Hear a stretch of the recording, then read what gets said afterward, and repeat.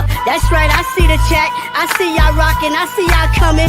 Hit that like button as you enter the building. You know what I'm saying? Hit that like button. Show your love. Show your support. You know what I'm saying? This that dope soul. This that new thing. Nobody don't know about it. Hello, Knick family. Welcome to Lunchtime Live. I'm your co-host, Stephanie, a.k.a. Queen, joined by Geoff Klafter from the Happily Ever Klafter Daily Sports blog. And the New York Knicks did their thing last night, as expected, blowing out, I should say, the Brooklyn Nets. I think it was 134-98. I don't know what to say. They came to play. They didn't play with their food. They handled their business. They came out with a sense of urgency we didn't always see in these types of games last season. No one played over 30 minutes. I don't think anybody played 29 minutes. They led from start to finish. That's the end of the recap. We'll see you next time. No, Geoff, your take. Well, I'm not. I don't have access to a lot of advanced stats, and I'm not the biggest advanced stat guy because I think that context is always important, and I think that sometimes we can look at a certain specific statistic and get a skewed picture of from what reality is. I think I'll use the example of going for it on 4th down and 1 on your own side of the field.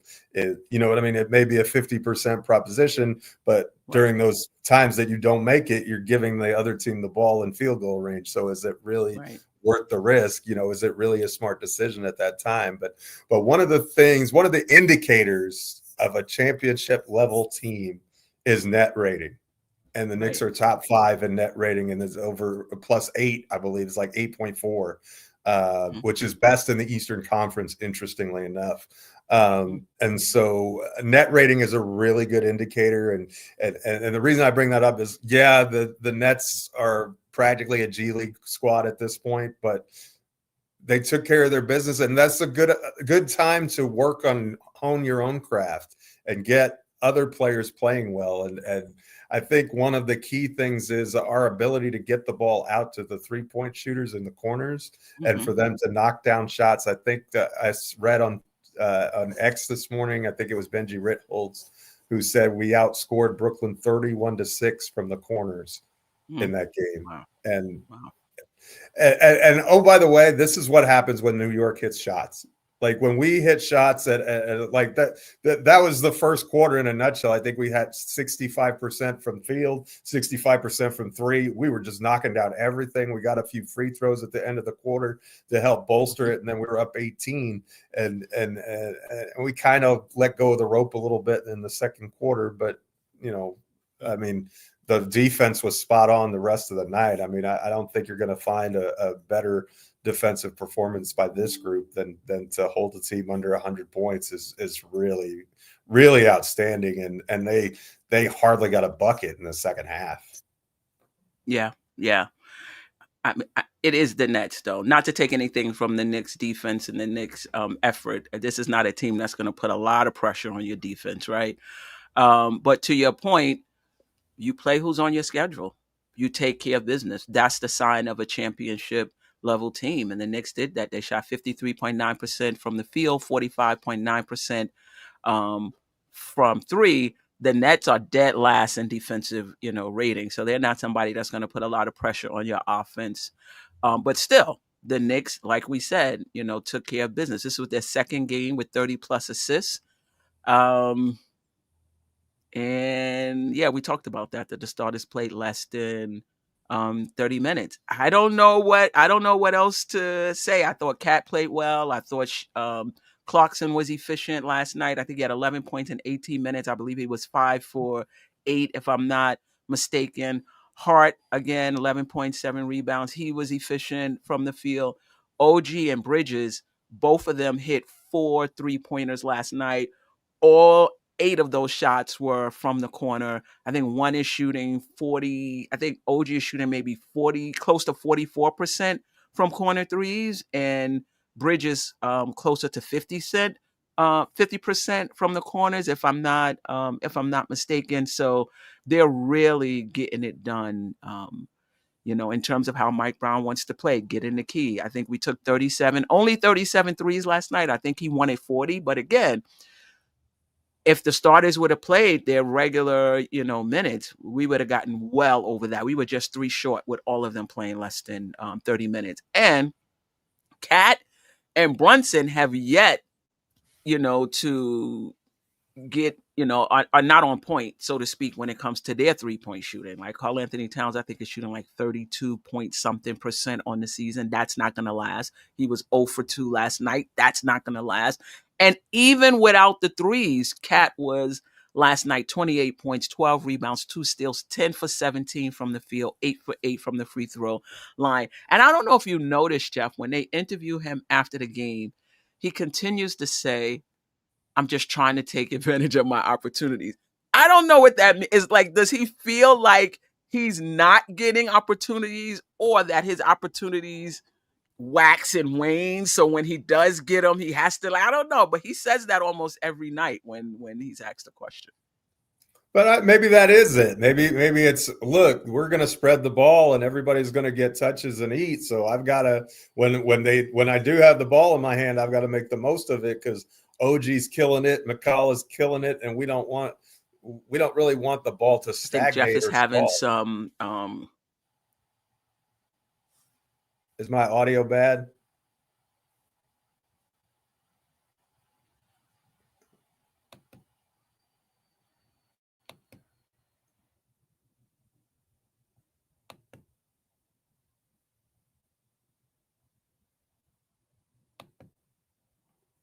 Can you hear me?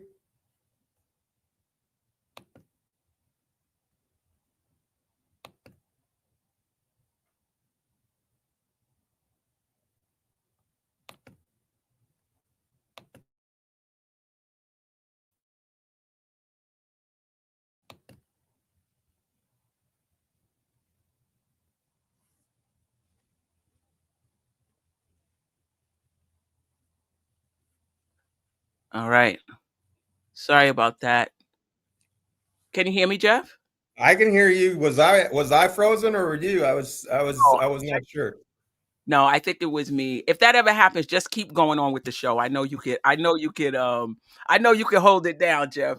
I just didn't know, because sometimes it is me, and we're like the Nets this morning in transition. We're not we're not getting the job done right now.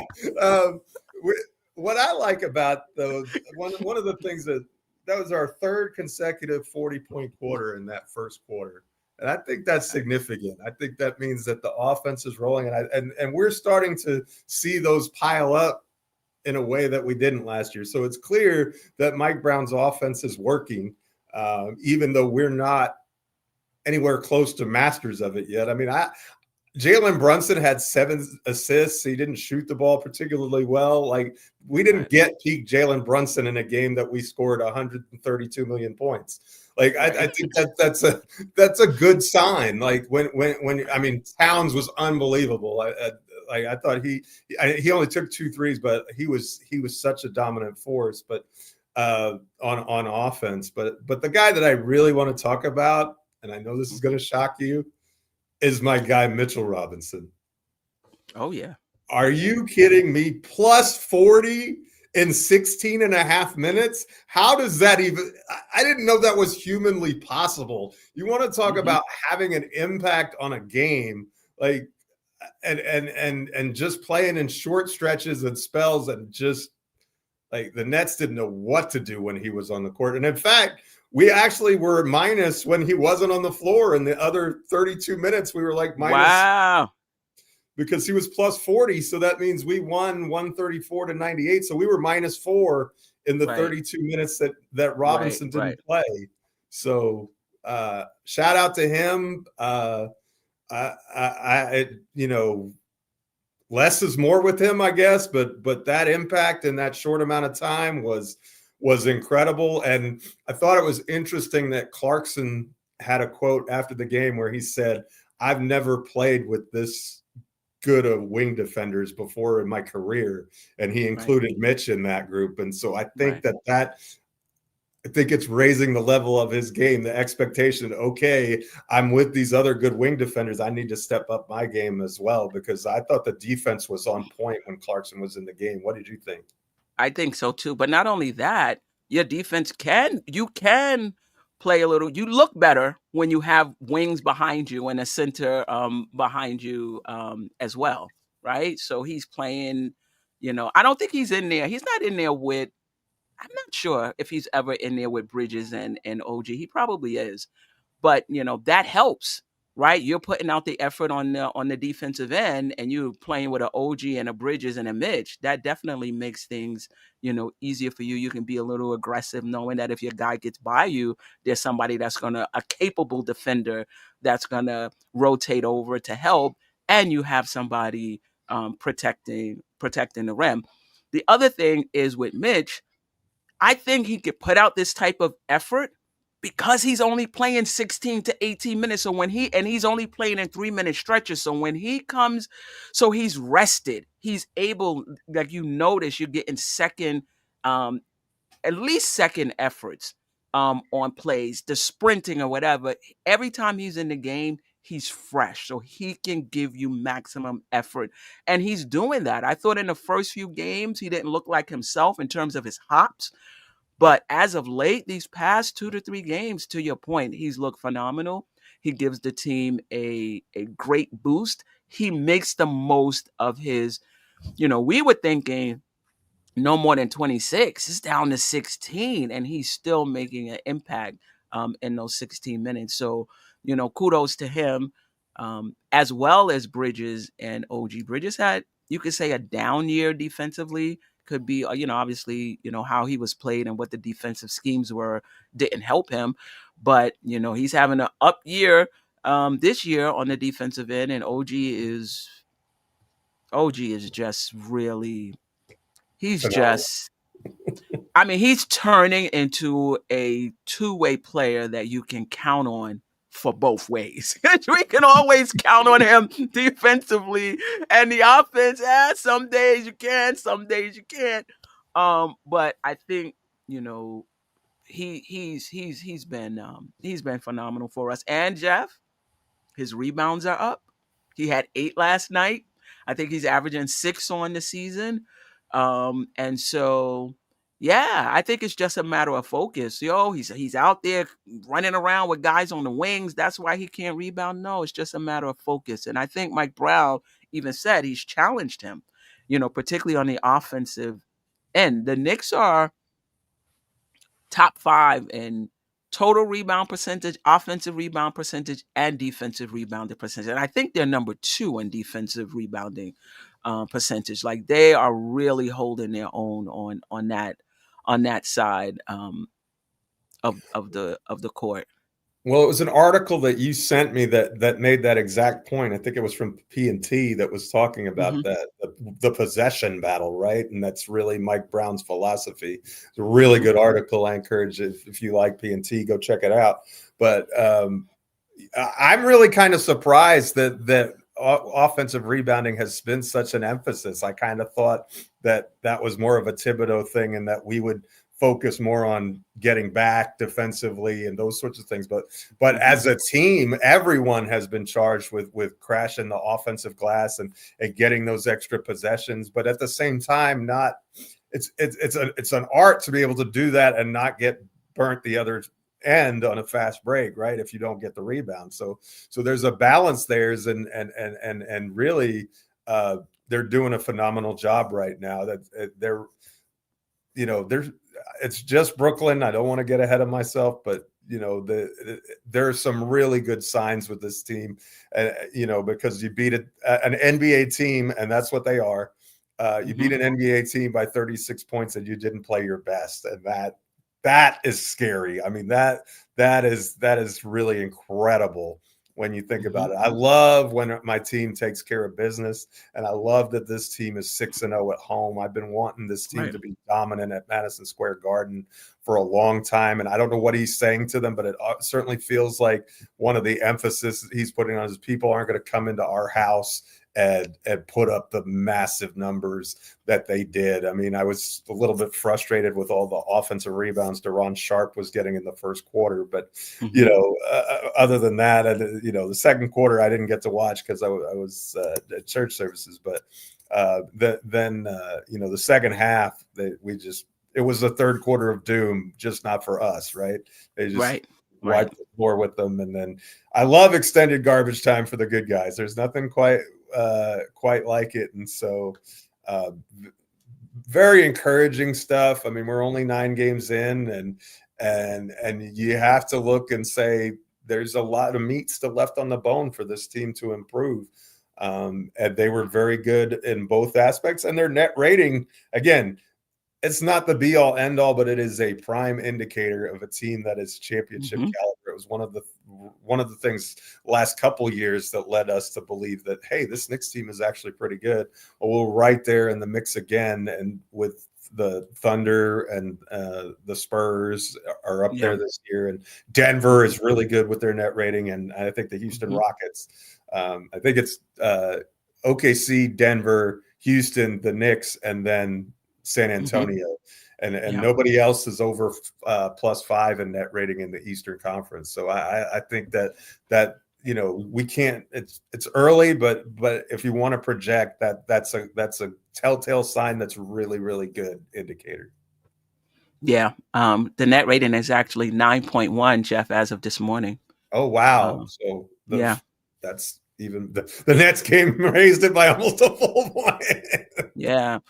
And you know what I thought was interesting, like running the stats for the show we're doing tonight. So if you guys are available, 7:30 p.m., Ajay, I, and whoever wants to join will be previewing the Knicks' next 3 opponents, which will be Memphis, Orlando, and Miami. Some interesting stuff I discovered. But one of the things I discovered is the Knicks are not playing at a pace that much different than last year. Like the Knicks are 25th in pace. I think they're getting 2 more possessions per 48 minutes than they did last year. But it just goes to show that you can still play at a slower pace and move the ball around. Like a player can dribble out the shot clock and take a shot with 5 seconds to go on pretty much every possession. You could pass the ball around and get, multiple actions and get the best shot and take that shot with 5 seconds left, most of the time, and the pace will still be the same, but it's a vastly different game and a vastly different experience. And I think that's what we're seeing from the Knicks, the ball movement, the player movement. They're still getting about high 80s to low 90s in terms of possessions per game, but they look vastly different, and they're getting into their offensive sets so much quicker, and they're able to search for the best shot instead of having to shot clock is down, where's Brunson, we need you to help us here. So they're a fun game to watch. I'm looking forward to the games this week. I'm particularly looking forward to the Miami game because Miami is out of nowhere number 1 in pace, 5 in defensive rating, 3rd in opponent 3-point percentage, 4th in opponent field goal percentage. So I think for me, I love watching my team, but I also like to watch them against really, really good competition. Now, get all the wins you can, don't get me wrong, but when they're playing a team that's pretty good, particularly on the defensive end, that's when I'm like, I'm looking forward to this game. I want to see how our offense looks against a team that can really play defense, and teams are not shooting well from them from 2-point and 3-point land. So the Knicks are going to have to go deeper into their offensive bags against teams like that. So I'm looking forward to back to back. Actually, we end the week against Miami at home, but then we travel back out to South Beach the game right after that. This should be It's on a Monday though, right? It's not. Yeah, it's not this week. You're okay. I'm just saying that on the first game of the next week is against Miami also. So it's okay. Gotcha. So we do have that back to back, but I think the schedule is interesting because we play 3 games in 4 nights.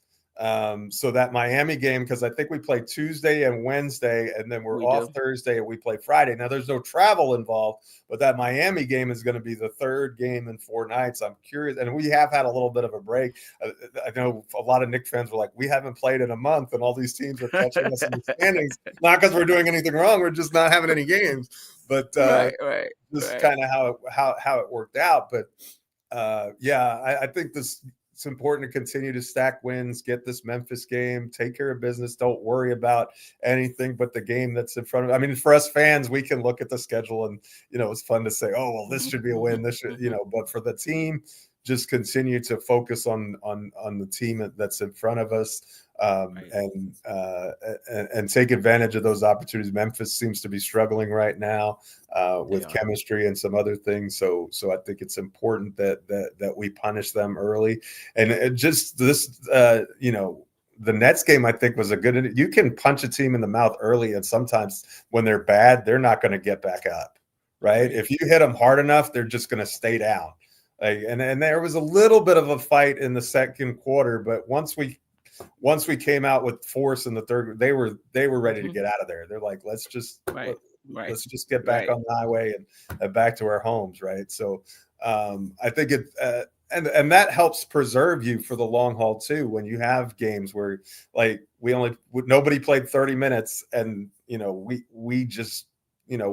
We can take advantage of those sorts of things. That helps us. And then, being at home so long, I think it helps us too, because we get to practice, we get to be in our home gym. And I think this team needs practice. And I think that it's paying dividends, because we're seeing the ball get to the corners like we want it to.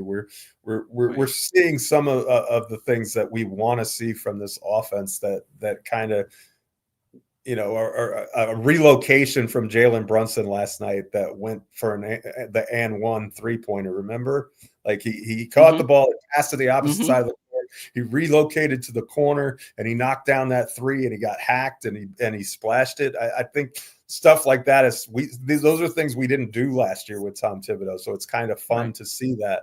Although we did have the Jordan Clarkson dribble the ball for 20 seconds and score the basket. I had to chuckle about that a little bit. He held the ball for 20 seconds of the shot clock and then scored. I think he might have gone to the bench earlier. Not because he's, good for you, you scored. That's not what we're trying to do, Jordan. As much as you can do that, that's not the MO for the offense, but it shows what kind of player he is. Yeah, for sure. Though he has settled in. He has, he has settled in. So that's great for us. Yabusele got 17 minutes last night. Most of it, probably in garbage time, but still 1 of 6. I don't know. I just feel like when you're like trying to make a case for yourself, you got to go to sleep early the day before. Like it's a championship game tomorrow. Like, I don't know. I might just get 3 minutes, but when I get in there, if I get 2 shots, I'm knocking both of them down, Yeah.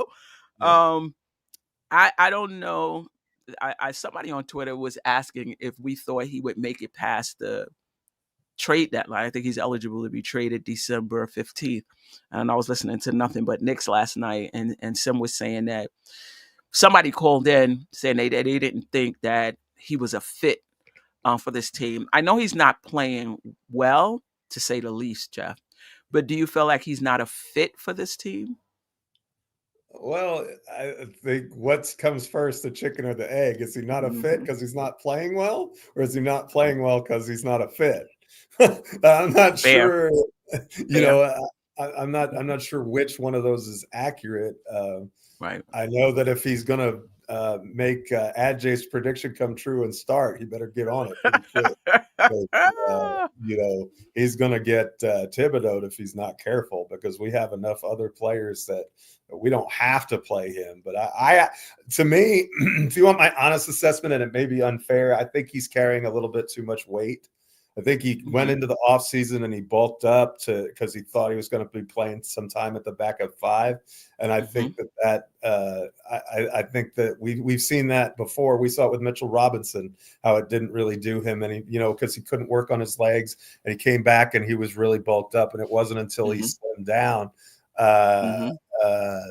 until he kind of found his groove. But I think he's very much I think his positional versatility isn't there. I know he played the 5 in Philadelphia last year, but I don't know that was a super successful experiment.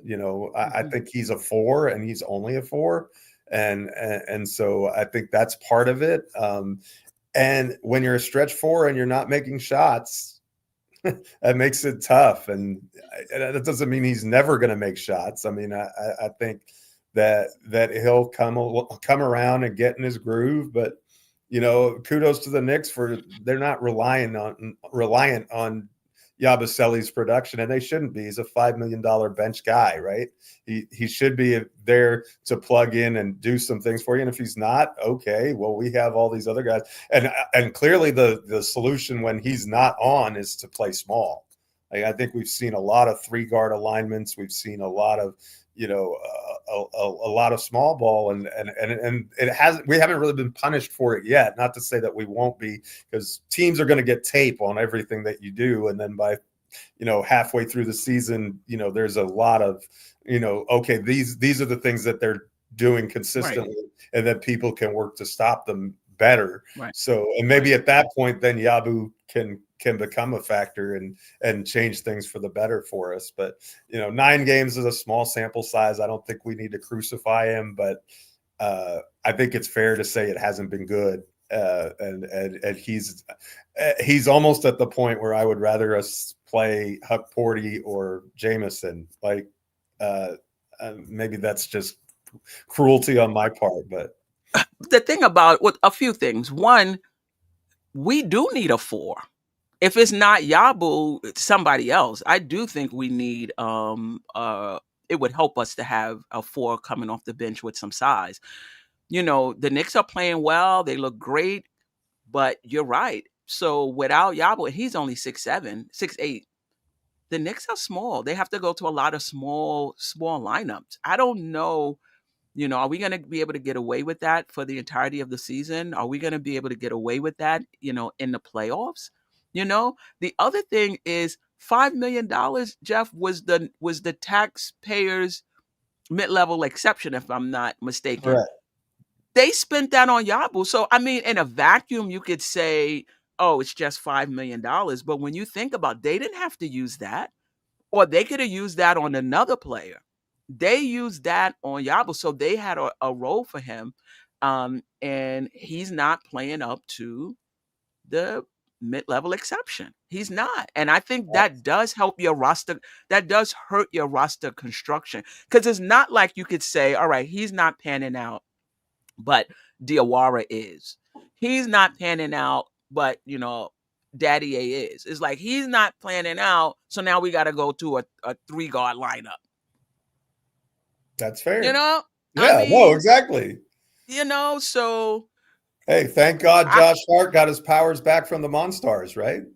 And he's still 6'4". He plays bigger than that, but he's still, he's still 6'4". So, the Knicks can use, a power forward. And the thing about Yabu is if he's not hitting a shot, he's a decent rebounder, though.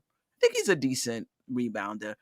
But he's not a good defender. I don't know. If somebody gets him out there on the island, they going right to the cup.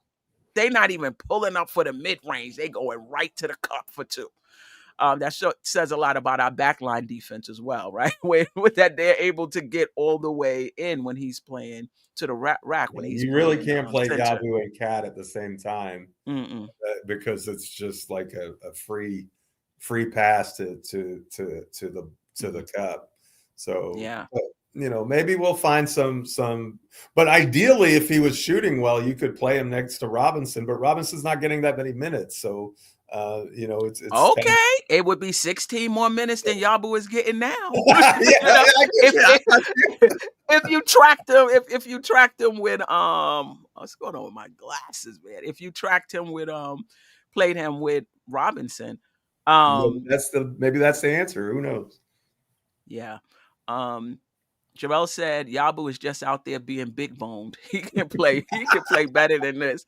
I don't know. Like, is he pressing? I also think inconsistent. It's hard to get a rhythm when your minutes are inconsistent. And I think that puts a lot of pressure on Mike Brown, who's trying to get his rotation together, trying to get some semblance of chemistry. Do you front a guy minutes to kind of help him, get right?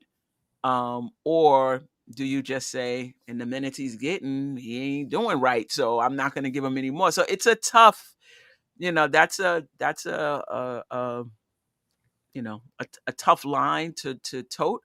But it's going to be hard, I think, for him to get on, get in rhythm playing in the inconsistent minutes that he plays. So, but part of that is a function of how he plays when he's on the court. Like I agree. You still got to win ball games, right? Mike Brown is not here to babysit Yabusele. He's there to win as many games as possible and get this team to the NBA Finals, right? And so, I don't. Do you have time to babysit him if he's? I don't know if it's babysitting, Geoff, as much as it is the long range view of what you're going to need. Right? So it could be, we're going to take the hit now. I'm not saying he can. I'm just explaining all of the different factors. I'm not saying what Mike Brown should do. But if he, some coaches, for example, will say, we don't really have a bench. We're going to have to grow this bench over the course of the season. And that means we're going to have to put them in and give them minutes, even though I'm not sure what we have. And hopefully by playoff time, they'll be able to give us something. So that's another take, Yabu is not playing well, but I think we're going to need someone like him come playoff time or through the course of the season. So I'm just going to front him consistent minutes with the hopes that over time he rounds into shape. That's just one way of thinking. That's a good pun. But another coach, no pun intended. No pun intended.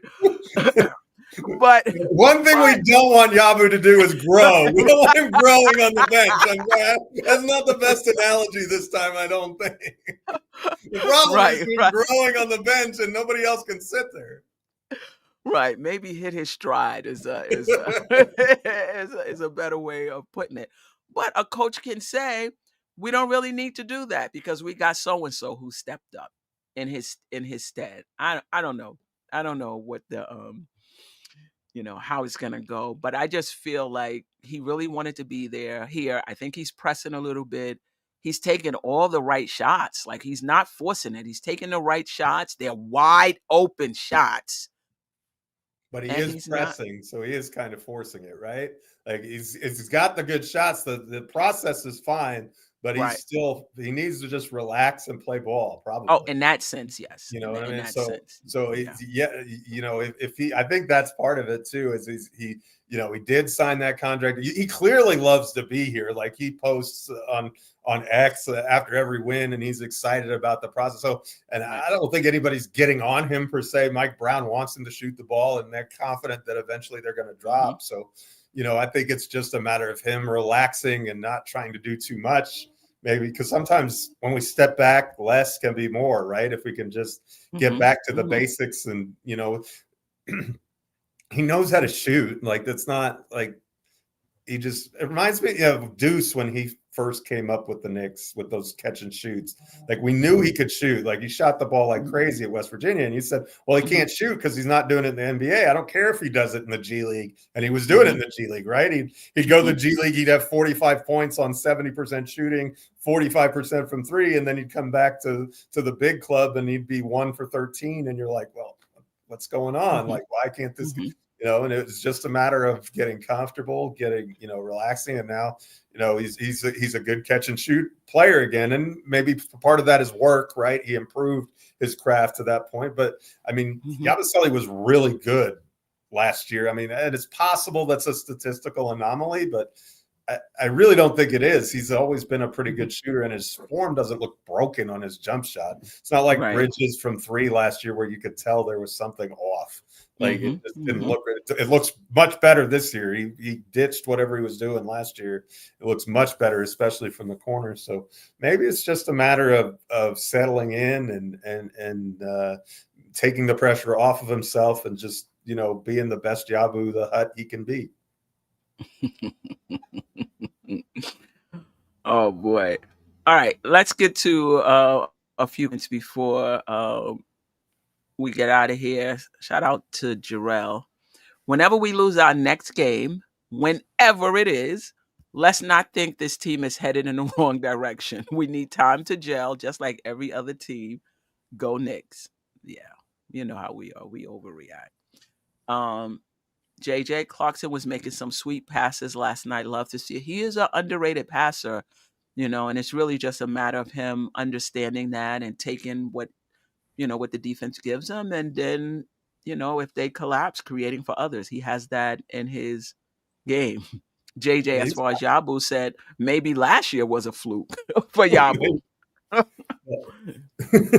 With Clarkson, it's this. It reminds me of something Ron White said. He said he had the right to remain silent. What he lacked was the ability. Right. Right. He has the ability to pass, but that doesn't mean he's going to exercise that ability. But to his credit, he's doing much better. But he's really improved his game. I'm highly critical of Clarkson, but I think I would say 4 or 5 games, I've really liked his process.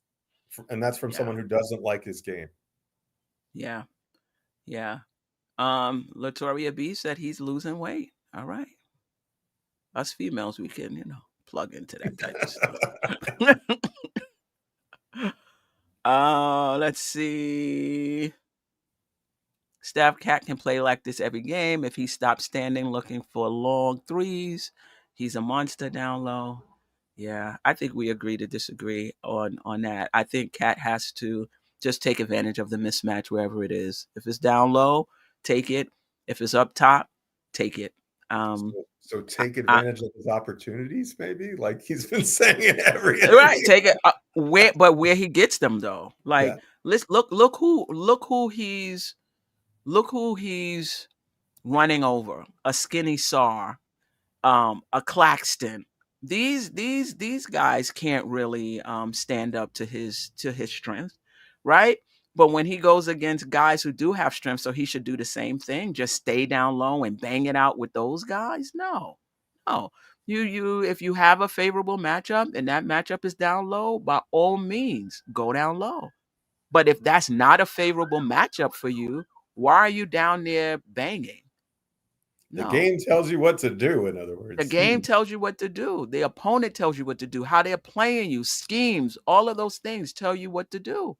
He has a 3 in his game. Don't use it. He can drive to the basket. Don't use it. No.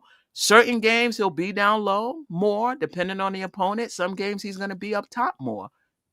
It's based on the opponent. He has a vast skill set. And I think we have to get out of our head about what a 7-footer should be. And understand that this guy is multi-talented. He has a deep bag. And in order for him to be at his best, and I believe for the Knicks to be at their best, he has to use all of it. But recognition is key in terms of when and where he has the advantage. And some guys you're going to be able, and even playing down low, Geoff, It doesn't mean you have to back them down and dunk like Shaq. You can take somebody down low and shoot over the top of them. You could take someone down low and face up and drive, right? So, and the face-up Cat, game is much more of his wheelhouse anyway, regardless of where he is. When he's faced up and he can attack off the bounce, he's not that he's incapable of making a move with his back to the basket. I love the one last year where it looked like he stopped to yell at the ref and then he and then he put it in. But so he has that in his bag too. But I don't know that that's his bread and butter. I think he's much more comfortable facing up from wherever he is on the court and attacking then, and that's fine. Yeah, and the three, I think. The percentage of these threes he's taking, I think, is appropriate to the number of shots that he takes per night. It's not like, he takes 12 shots and 10 of them are threes, right? Against Brooklyn. He only shot 2 against Brooklyn. So, I mean, it's not like he was out there, Yeah. I mean, when you look at, even when he takes 5, how many shots did he take that night? Right, it's still not even 50%. It's probably still not even 30% of his shots. And even if it is, this year he's struggling, but he shoots them at what, 40% for his career. So for his career. So somebody who's shooting at 40%, they could take 5 threes a game. We'll never agree on that. Well, and the other thing that you want to realize, this is a great way to frame it. This was perfect, Queen, because think about it. So if he shoots 5 threes per game and he makes 2, that's what, 40%, right? 2 out of 5. Right. So that's 6 points for those 5 shots. In order, he's got to shoot 6 out of 10 or 3 out of 5 inside to get that same expected points, right? And so he's probably not going to shoot 60% from inside the arc. I mean, he's still good from in there, but most people don't, unless you're just talking about layups and dunks, and those aren't the kind of looks that he's typically getting from inside the arc. So your expected point percentage is going to be higher with some of those 3-point attempts, especially if he gets 4 or 5. That increases and maximizes having him on the court as opposed to minimizing his impact. And he'll have games like he did last night where he didn't need it, but I think it's a steady diet of it, and having it part of his repertoire is key to unlocking the best version of himself. Right. And maybe on teams past when, Brunson and Cat were the only ones gaining an advantage on offense and creating opportunities for others, it would be a bigger deal, because you can argue when he's in the post, they'll send a double team, which they don't. If you notice, teams will allow Cat to go one-on-one. They do not double team.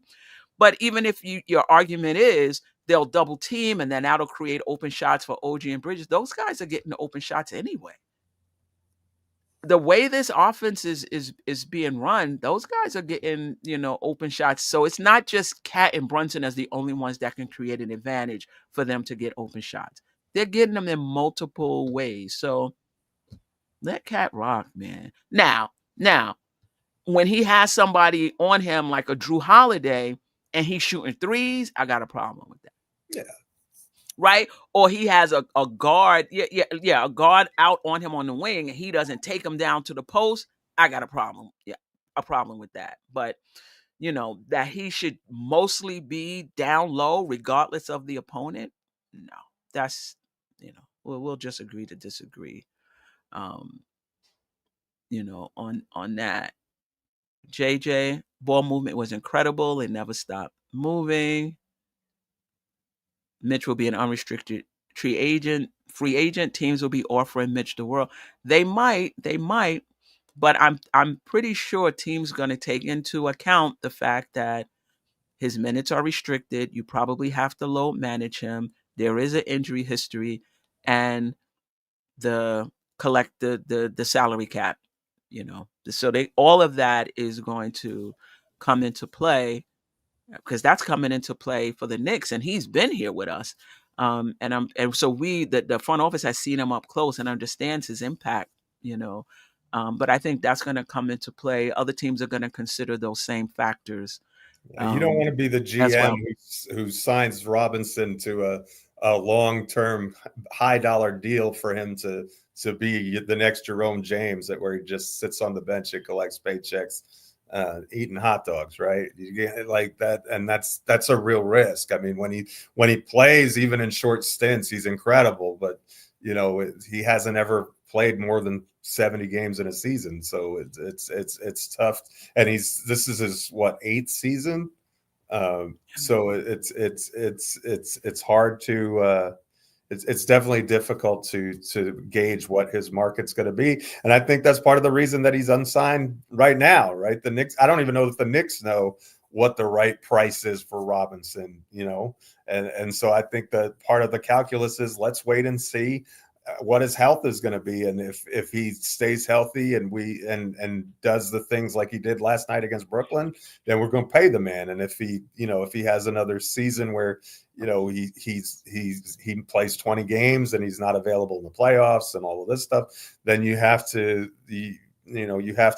consider moving on from that. Not that he's not a good player, but it doesn't matter if he's not on the court when you need him. Yeah, so I think Sherwin is just talking about how he plays when he plays, but I think when he plays is going to factor into the conversation when it comes to contract for the Knicks and any other team that wants to. I would be surprised if he gets much more than he's making right now on the open market. This doesn't mean that he won't. I would just be surprised. Right. With salute Queen and Geoff, OG will be an all-star, all NBA. Wow. I don't know about that. I have to think about that one. All defense this season and for years beyond. Mike Brown has unlocked a lion. I mean, all NBA, you got to be one of the best on the team, right? I mean, usually the all NBA players are at least number 1 or number 2 options on the team, no? I'll say this: if Wiz is right, we win in that chip. If we have Towns, OG, and Brunson all at all NBA level, ain't nobody stopping this team. But I think that's a little. I'm not ready to drink that Kool-Aid just yet. I think that's a little bit too much hyperbole. All defense, I agree with. He might get an all-star nod depending on what our record is and the health of some other players. I could see him being if the Knicks are really good at the all-star break, I could see him getting as many as 4 players on the all-star team. But a lot has to go right for that to happen.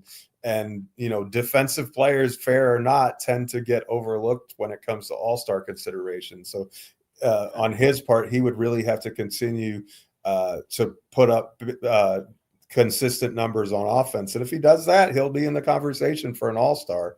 All-NBA, he's a fringe all-star, not all NBA. There's a big gap between those two, in my opinion. Yeah, for sure. Silk Sutton, appreciate you. Wingstop hitting them threes. Is it them or our new shooting coach? I don't know. It's them. The shooting coach doesn't get to go out there. They still doesn't matter what shooting coach you have. You still have to knock them down when you're on the court. It's always the player. I mean, the shooting coach might have helped them, but they've always been good corner 3-point shooters in their careers, though, too. So I don't know that it's if you want to attribute it to the new shooting coach, you're more than welcome to, and that may have something to do with it. I just think that they're getting open looks and they're knocking them down as part of the offense, and it's great to see. Yeah. Jerrell, I like Clarkson and Cat together, especially if Mitch is on the floor. Yeah, I agree with you. That combination has been really good. Clarkson seems to really pair well with them. Their skill sets complement each other really, really well. They can run the pick and roll. They can do a lot of different things. And Clarkson is dangerous in ways that a lot of other guys aren't. And it's kind of interesting that Clarkson, Cat's so dangerous from outside. When you do that pick and roll, they kind of don't know what to like. They might gravitate toward Towns, and that gives Clarkson a runway. And that's always, that's trouble, because you give him a runway with the dribble and he can really punish you. And then it works the other way too. If you trap and then Cat rolls to the basket, then you've got good things coming. So I agree with Jerrell on that. That has been a fun combination to watch so far. Yeah. Cat is the best 3-point shooting big man in history. I'm fine with him shooting as many threes as he wants. Wow, Giants! Wow, Daboll is really messing up. The Giants don't usually fire coaches in the middle of the season. Is that Um, true? Oh, I, Jerrell said knew they this was wouldn't. They coming, wouldn't so it lie must about be. it. Yeah, you can't keep blowing big leads late in games and keep. Yeah, for us Giants fan, hey, I just feel for the quarterback, Dart. You know, 2 coaches in one, in one season. Um, anyway. Jabroni, honestly, Mitch contract should be the last contract he signed, 4 years, 60 mil, but I think he's probably looking for more than that. Yeah, I'm sure he I think is. that's about the right range. I think that's a great comment. I think you're right. Mm-hmm. I think that's exactly on point, and I think that may be why he's Mm-hmm. not signed yet. I think the Knicks are hoping to see him more in that range, and he's wanting to see if he can get a little bit more than that. And we'll see what the market dictates. If someone offers him a bigger piece of the pie, maybe he does leave in the offseason, or maybe the Knicks decide that they will give, okay, someone else is willing to give you that, then we'll give that to you too. Who knows? Mm-hmm. But we'll certainly find out this summer. But I'm not going to worry about that right now. We're in game 9 of the journey here. Let's just enjoy it for now, and we can worry about all that contract stuff in the offseason. Mm-hmm. Latoria B, man, that no look to Cat in the lane was sick. Clarkson is definitely enjoying being here, and it shows. D. Ross, Cat finding his role. Wiz, I think Yabu will hit his stride soon, but I still miss Precious. Wow. But I still miss Precious, and they are both power forwards to me with a small center demeanor. Diawara is impressive and is my new deuce. Precious. Wow. Precious didn't make it out of Miami's training camp. I think he has caught on since then with Sacramento. I mean, the rebounding, the defense, the shooting, though. I don't know. It's a mute point at this point. Um, any last words, Jeff?